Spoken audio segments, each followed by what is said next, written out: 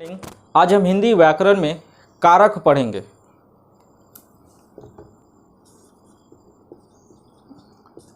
कारक कारक के भेदों को पढ़ेंगे। सबसे पहला जो है उसे हम कर्ता कहते हैं। कर्ता के बाद कर्म आता है। कर्ता का जो चिन्ह है वह है, कर्ता का चिन्ह ने होता है। कर्म का चिन्ह जो होता है को होता है। उसके बाद करण कारक होता है। करण कारक का जो चिन्ह होता है वह होता है से या के द्वारा। उसके बाद अगला जो है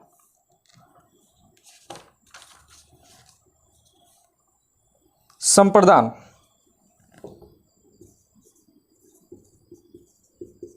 संप्रदान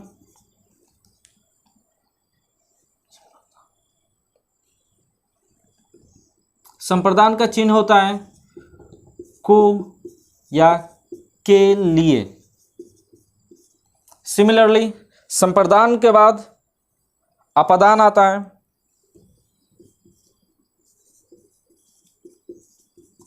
अपदान का चिन्ह जो होता है वो से होता है। अपदान के बाद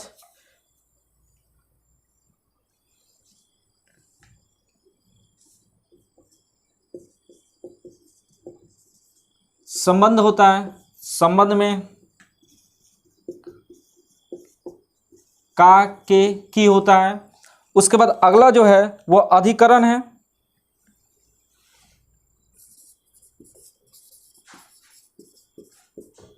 अधिकरण में अधिकरण का जो चिन्ह होता है वो में होता है या पर होता है।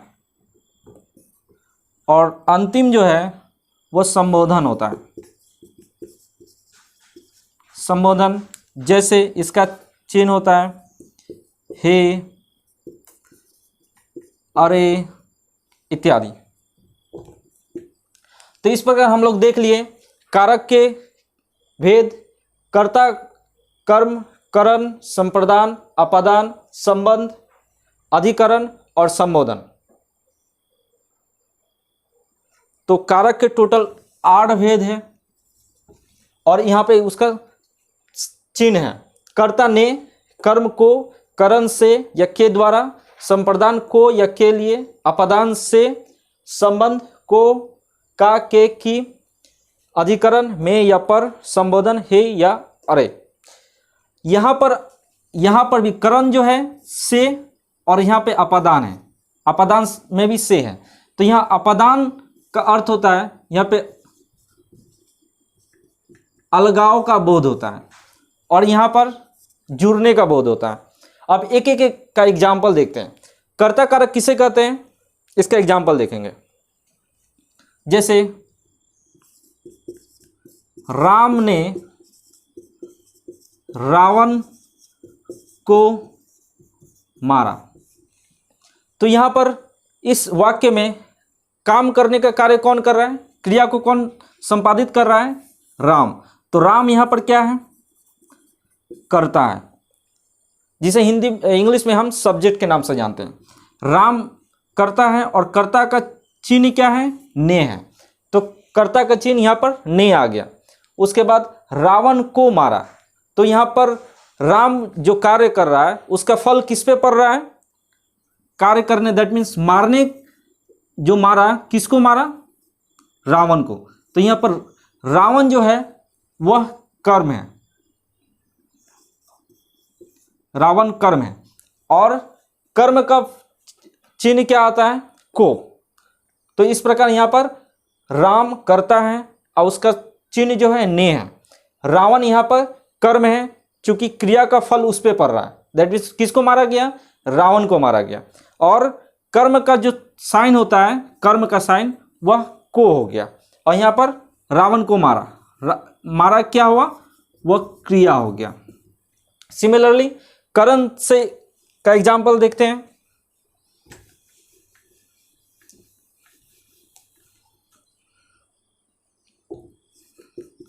राम कलम से या के द्वारा लिखा। राम किसके द्वारा लिखा? राम कलम के द्वारा लिखा। राम कलम के द्वारा लिख रहा है या कलम से लिख रहा है? तो यहाँ पर राम का संबंध किससे आ रहा है? राम का संबंध कलम से है और इसका चिन्ह क्या है? से या के। तो इस प्रकार करण कारक भी हो गया। अब संप्रदान कारक किसे कहते हैं उससे देखते हैं।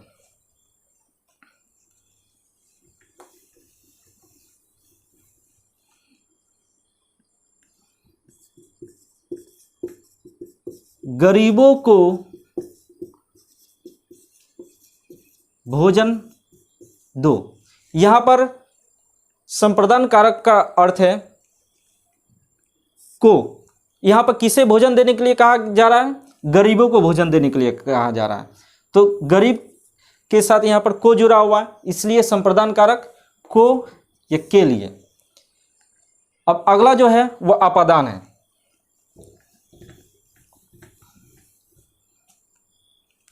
अपादान का एग्जाम्पल देखेंगे।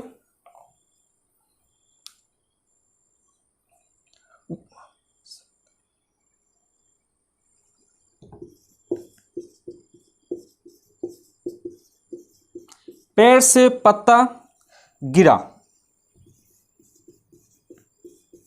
यहां पर पेड़ से पत्ता क्या हो रहा है? अलग हो रहा है। दैट मीन्स यहां पर से जो है यहां पे अपादान कारक है। से यहां पर अपादान कारक है। सिमिलरली संबंध कारक किसे कहेंगे? जैसे राम का भाई। तो यहां पर राम का से संबंध समझ में आ रहा है, इसलिए से हम इसे राम का भाई को संबंध कारक के नाम से जानेंगे। अगला जो है अधिकरण कारक।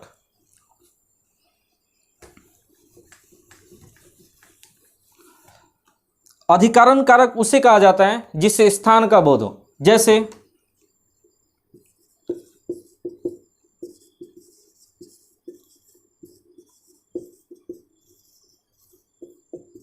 मैं स्कूल में हूं।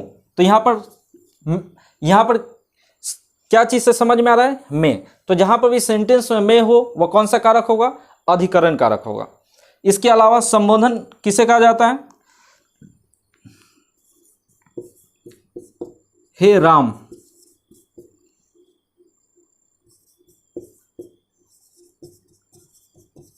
हे भगवान। इस प्रकार के जो सेंटेंस होते हैं, सेंटेंस की जो शुरुआत होती है अर्थात वाक्य की जो शुरुआत होती है उसे हम संबोधन कारक कहते हैं। हे राम, हे भगवान इत्यादि। अर्थात कारक के टोटल 8 भाग हैं। 8वें भाग को यहाँ पे समझाने की कोशिश किए हैं। इससे संबंधित कोई भी प्रश्न हो तो आप कमेंट बॉक्स से पूछ सकते हैं। धन्यवाद।